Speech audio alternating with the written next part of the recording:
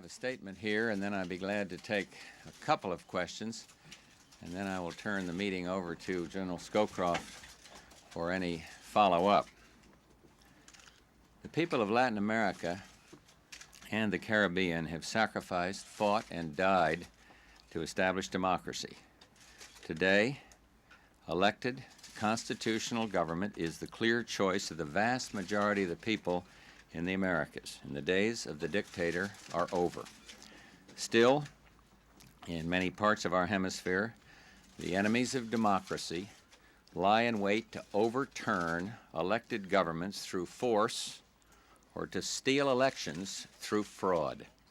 All nations in the democratic community have a responsibility to make it clear through our actions and our words that efforts to overturn constitutional regimes or steal elections are unacceptable. If we fail to send a clear signal when democracy is imperiled, the enemies of constitutional government will become more dangerous. And that's why events in Panama place an enormous responsibility on all nations in the democratic community.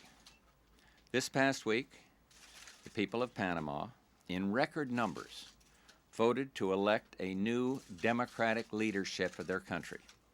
And they voted to replace the dictatorship of General Manuel Noriega. The whole world was watching. Every credible observer, the Catholic Church, Latin and European observers, leaders of our Congress, and two former presidents of the United States tells the same story. The opposition won. It was not even a close election. The opposition won by a margin of nearly 3-1. The Noriega regime first tried to steal this election through massive fraud and intimidation, and now has nullified the election and resorted to violence and bloodshed. In recent days, a host of Latin American leaders have condemned this election fraud. They've called on General Noriega to heed the will of the people of Panama. We support and second those demands. The United States will not recognize nor accommodate with a regime that holds power through force and violence at the expense of the Panamanian people's right to be free.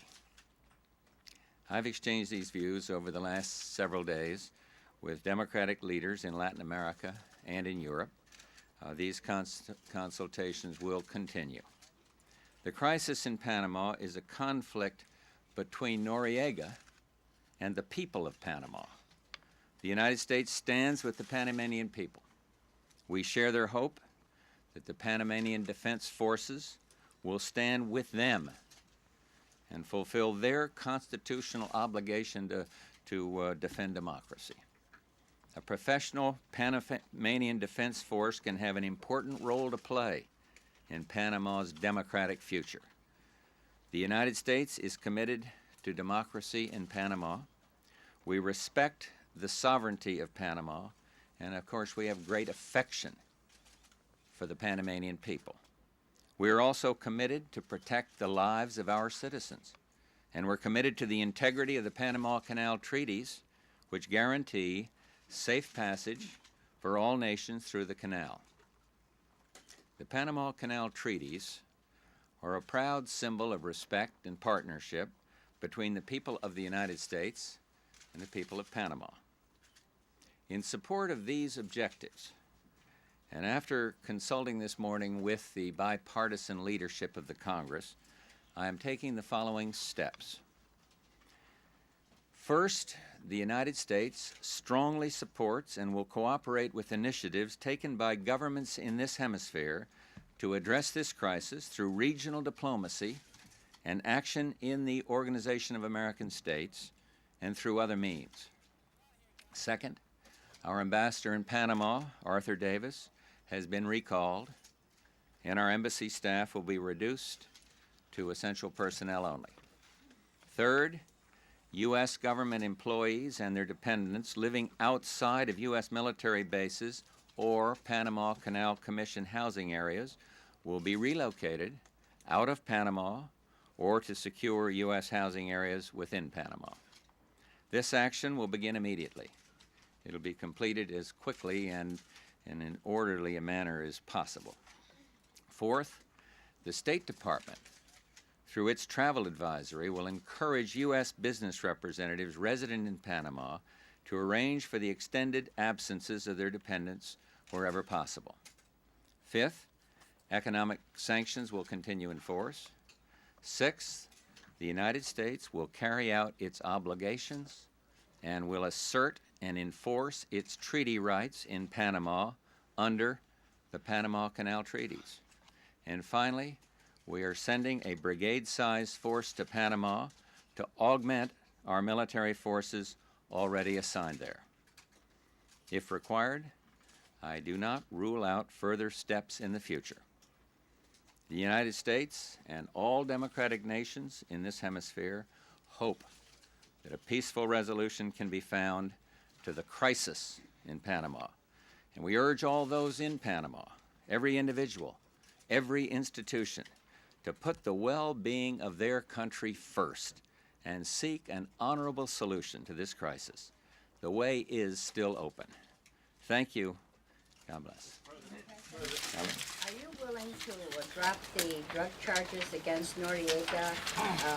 It will mean that he will leave the country or at least give up control in a quid pro quo? No. President, do you recognize Mr. Andara as the president-elect, and what steps should the United States take to help him get inaugurated? We have not made any formal recognition determination at this point.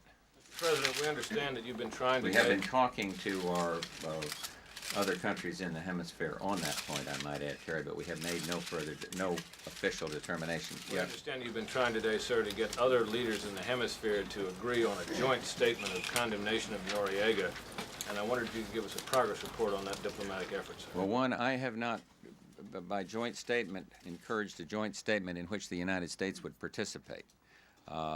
Some of the leaders in this hemisphere are working on getting a joint statement, and indeed I'm told authoritatively that there might be a joint statement out of some European countries.